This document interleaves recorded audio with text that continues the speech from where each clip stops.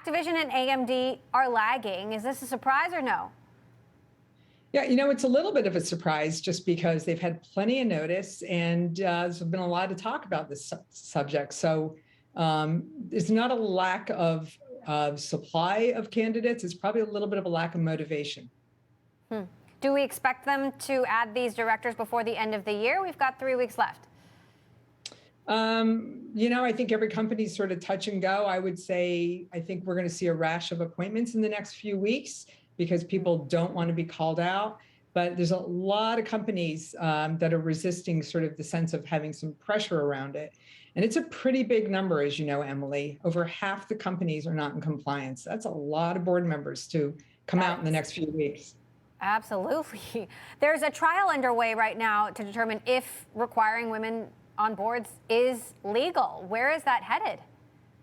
Yeah, I think it's probably pretty risky for people who are advocates of this law because there's a lot of questions. Even when Governor Brown signed that law a few years ago, there were questions about whether it would hold up in the courts. But I want to point out that it's a lot more than just a legal issue. I think what's really at stake here is the court of public opinion.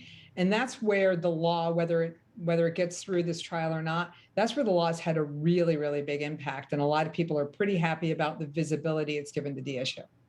When are we expecting a result of that particular trial? That could take a little bit of while, and it really depends upon, how long the deliberations are going to be. So I'm not going to predict the outcome of the legal system. I think we've all found that could be a little risky. But I will say that I think regardless of the outcome there, I think the statement has been made. And the statement by people who support the law and the people who are against the law, I think is pretty clear. So let's just play this out. I wonder if some of these companies are thinking, hey, we might not have to do this if the law is deemed illegal. If it is deemed illegal, what happens then? So, the interesting thing is, what's the penalty for not complying with the law right now? It's actually not that big in the grand scheme. It's $100,000 to $300,000, depending upon, how many infractions you have. And in the grand scheme for all these companies, that is really pocket change, at best. I think the bigger issue is how investors are perceiving it and some of the other constituents. And what we're hearing more and more, and you started off with Activision is a great case, thinking not only just from the major institutional investors, but the employees and even the customers. And that's where the voices start getting really loud. And I think that is pretty much a permanent change that we're going to see, regardless of whether it becomes a legal or a regulatory issue. People are demanding more. Sorry. Exactly. Well, my next question was, how much progress would you say we made in the last year alone? Yeah, I think we made some pretty good progress. I mean, California is up to a little over 30%, and that's good progress. I think a lot of people are going to be pushing for 40 or 50, but I think the trend is set. And even if companies aren't going to get to that true goal, I think we're not going to go backwards. And that's really what I'm counting on. Now, I might be the optimist, but I talk to an awful lot of boards, and that's what I do all day, every day, as you know. And I'm hearing a real commitment to diversity, and that's what gets me excited. And what about Silicon Valley? Obviously, Silicon Valley makes up a large part of California, but does Silicon Valley still lag the broader industry, broader corporate America, or are they catching up? Yeah, no, they do, unfortunately, and it is really specific to the tech industry. As you refer to Silicon Valley, one of the challenges, and we get asked about this a lot, is why is tech falling behind? And I think it's a combination of a few things. First of all, tons of growth companies, so they tend to be a little bit smaller.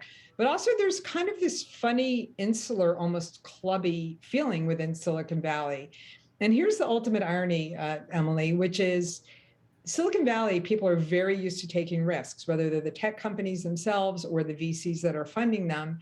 Yet it's a really risk-adverse move, in my judgment, as to why not diversify your board. Because diversifying your board is usually about bringing people onto the board that are not the people that are most like you, right? So you really have to be intentional about thinking about wanting something different.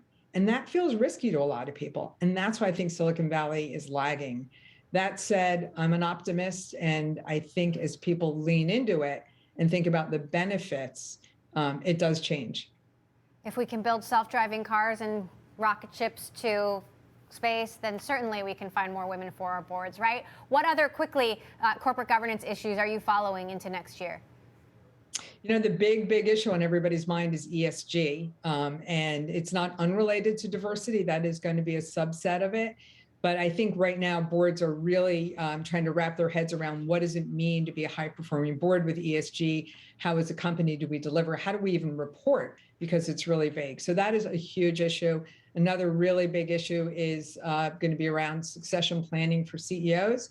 We've seen a lot of real-time stories even this week about companies and boards not being prepared for how to sort of grow into their next management roles and how to have somebody waiting in the wings. So I think that's going to be a really hot topic as well.